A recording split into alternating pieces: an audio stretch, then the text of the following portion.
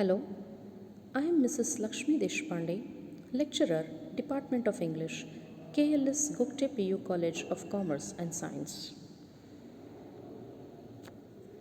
Today we are going to study an extract from William Shakespeare's celebrated work Romeo and Juliet. Romeo and Juliet is written by William Shakespeare. He was an Elizabethan writer. Shakespeare has written 37 plays. Among them are four great tragedies. To understand the extract, let us now have a look on the outline story of Romeo and Juliet.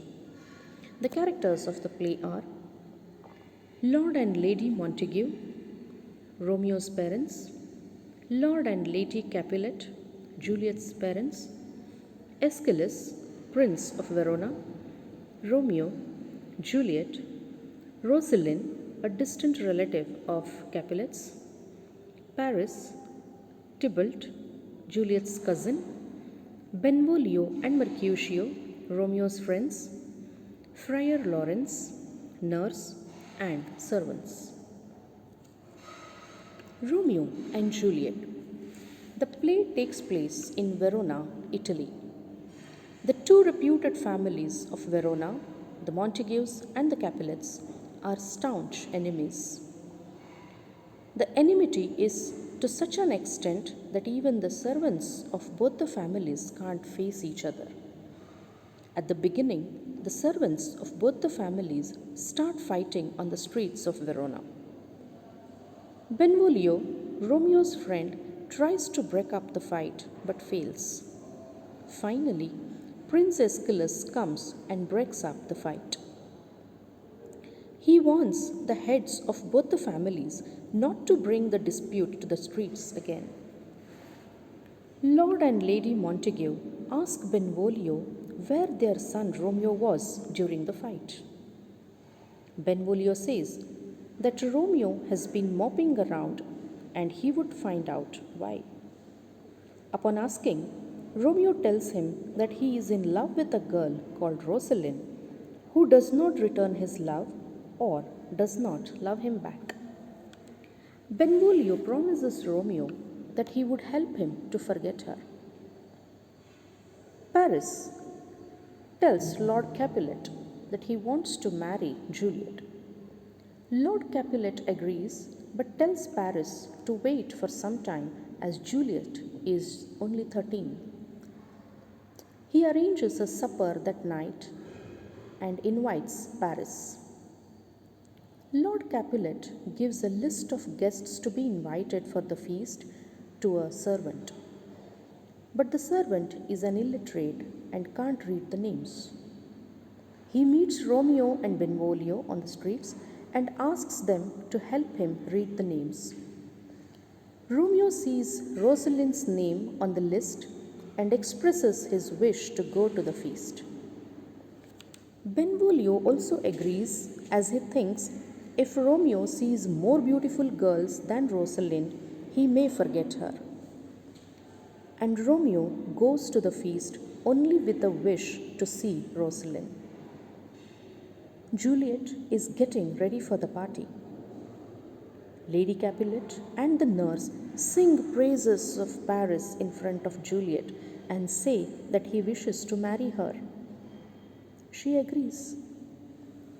Romeo, Benvolio, and Mercutio crash the feast in disguise or wearing masks. At the party, as Romeo, looking for Rosaline, accidentally sees Juliet and falls in love with her, entirely forgetting Rosaline. Mesmerized by the beauty of Juliet, he spontaneously starts describing her, which is the first stanza you are going to study. After that, Tybalt, Juliet's cousin, recognizes his voice and becomes furious and heads to fight him. But Capulet stops him because he doesn't want any chaos or bloodshed in the feast. After seeing Romeo, Juliet also has the same feeling and expresses her implicit love for him and describes him. Romeo goes behind her, touches her hand, kisses her, but they get upset to find that they are from the rival families. After the party, Romeo ditches his friends and comes to the orchard and sees Juliet in her balcony talking to herself, and once again they exchange their feelings for each other. The next day, Romeo meets Friar Lawrence and tells about his love and asks him whether he could arrange a marriage ceremony. Friar Lawrence agrees as he thinks that the marriage may put an end to the meaningless rivalry. Later, Nurse brings Juliet to the friar's cell and Romeo and Juliet get married in secret. Benvolio, Mercutio, and Tybalt again start fighting on the streets, and Romeo tries to stop them because Tybalt is Juliet's cousin. Meanwhile, Tybalt stabs Mercutio and Mercutio dies. Romeo is enraged and stabs Tybalt and kills him and flees. The prince comes and Benvolio tells him what happened, and the prince banishes Romeo from Verona.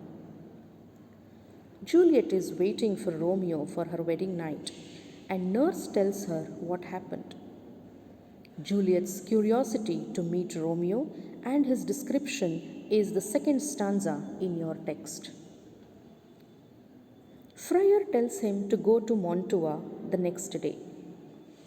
Lord Capulet decides to marry off Juliet just in 3 days. Romeo leaves for Mantua. Lady Capulet tells Juliet to get ready for the marriage, but Juliet refuses. Lord Capulet himself comes and tells her about the marriage.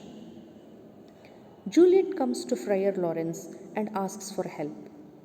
He gives her a drug which would make her seem dead for 42 hours and tells her to take the drug the night before her wedding. And the family, thinking that she is dead, will bury her in the family tomb. Friar would write to Romeo to come and take her to Mantua, and Juliet agrees. Juliet takes the drug the next day. The Capulet find Juliet dead in her bed. All of them think that death has robbed them. They prepare to take Juliet to the family tomb. In Mantua, the servant tells Romeo that Juliet is dead. Romeo decides to kill himself and lie next to Juliet. He goes to a poor man and bribes him to sell him poison, which is a crime. Paris comes to the tomb but hides as Romeo also comes there and opens the tomb. Paris arrests him and Romeo tells him that he is going to kill himself. But Paris starts fighting. Romeo kills Paris. Romeo goes near Juliet, kisses her, and takes poison and dies lying across Juliet's chest. Meanwhile, Juliet gets up and finds Romeo dead. She kisses him to get some poison from his lips, but finds people coming and takes Romeo's dagger and stabs herself with it. Later, Montagues and Capulets arrive and realize their mistake. Montagues promise to make a golden statue of Juliet, and Capulets promise to make one of Romeo.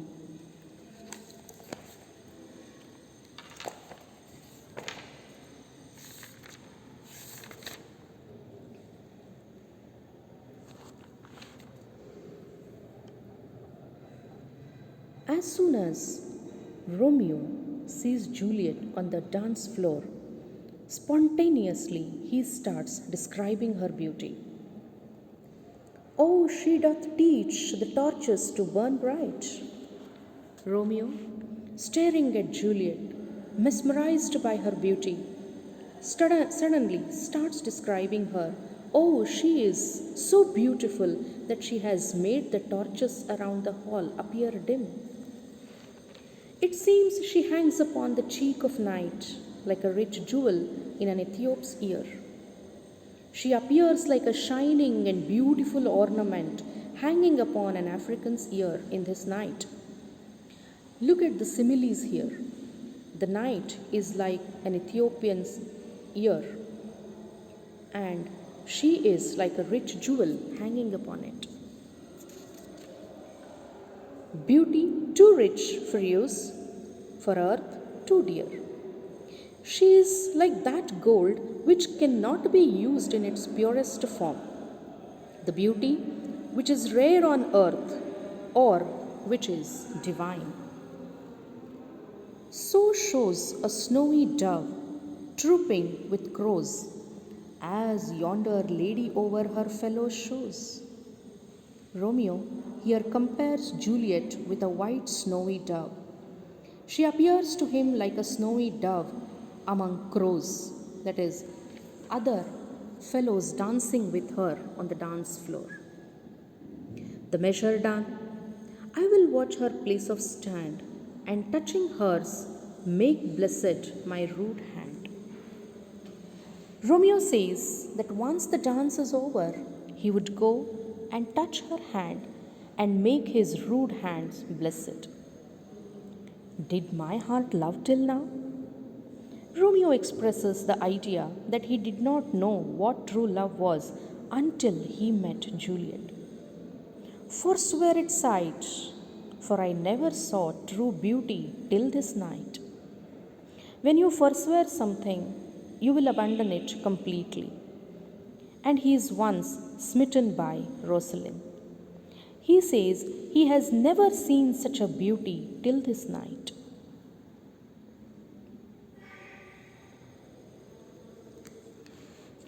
Let us now see what are the similes used here. Juliet is compared to a rich jewel. Juliet is also compared to a snowy dove. Cheek of night is an African's ear. Fellow dancers are compared to crows.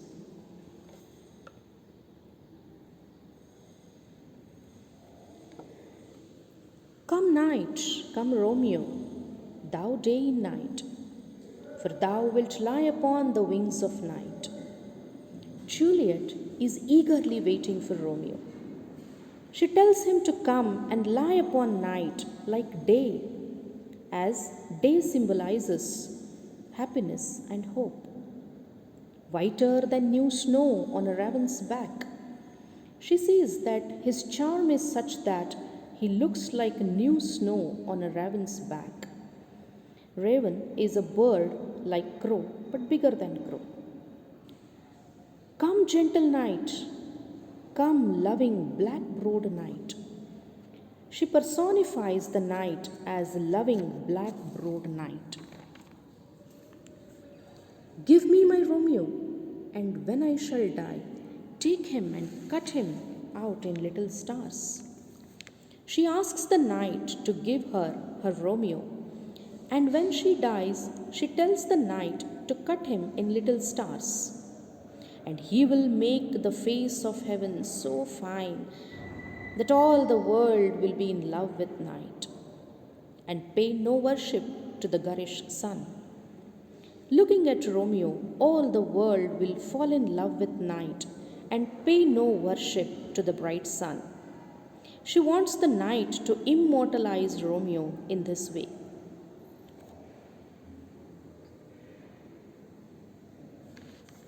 Let us now see the similes of this part. Romeo's arrival is compared to day, and Romeo is compared to new snow.